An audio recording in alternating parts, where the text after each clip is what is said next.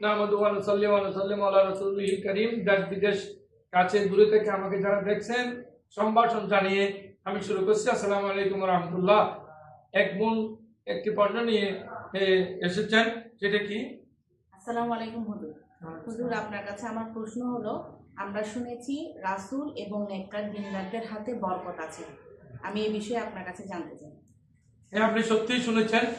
উত্তর হলো আল্লাহ রসুলের হাতে, আম্বিয়া কেরাম নবীগণের হাতে এবং আউলিয়া কেরাম সাহাবায়ে কেরামের হাতে অনেক বরকত ছিল, অনেক বরকত আছে। এমনকি এক যুদ্ধের মধ্যে অস্ত্র শস্ত্র ছিল না, রসুল করিম সাল্লাল্লাহু আলাইহি সাল্লাম তাদের হাতে তুলে দিলেন খেজুর গাছের ডালি, খেজুর গাছের ডালি এটা তরবার হয়ে গেল। সুবহানাল্লাহ। তো এত বেশি বরকত আছে যেটা ভাষায় প্রকাশ করা যাবে না। আমি বুখারী শরীফের হাদিস বলতেছি, 5912 নম্বর হাদিসের মধ্যে এসেছে, বুখারী শরীফের হাদিস কি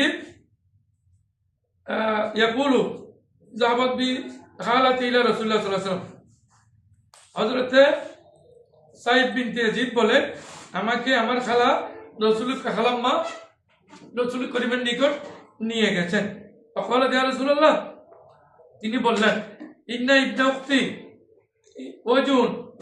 ইয়া রাসূলুল্লাহ, আমার ইবনা উখতি, আমার বোনের ছেলের মাথা একটু ব্যথা করে, খুব বেশি ব্যথা আছে। সাধারণত এমন হুজুরদের কাছে মানুষ আসে না, তো রসুলের দরবারে গিয়েছেন। ফামাসাহা রাসি, তিনি আমার মাথাকে মশা করে দিলেন, আমার মাথার উপরে হাত বুলিয়ে দিলেন। কি করলেন? ওয়াদানি বিল বারকা, সাথে হাত বুলানোর পরে আবার বরকতের জন্য দোয়া করে দিলেন। সুবহানাল্লাহ। হাত বুলিয়ে দিলেন, বরকতের জন্য দোয়া করলেন। তুম্মা তাওয়াজ্জা, অতঃপর রাসূল করিম সাল্লাল্লাহু আলাইহি ওয়াসাল্লাম ওযু করেছেন। ফাশারিবতু মিন ওযুহি, আমি রসুলের উযু বানানোর পরে উদ্বৃত্ত যে পানি ছিল সেখান থেকে আমি কিছু পানি পান করেছি, কারণ ওই পানির মধ্যে বরকত আছে। যে পানি উযুর জন্য ব্যবহৃত হয়েছে, যে পানি রসুলের হাত মুবারকে লেগেছে, ওই পানির মধ্যে বরকত আছে। সুম্মা কুমতু খালফা যাহরি, অথবা আমি রসুলের পশ্চাতে দাঁড়িয়েছিলাম। ফানাজারতু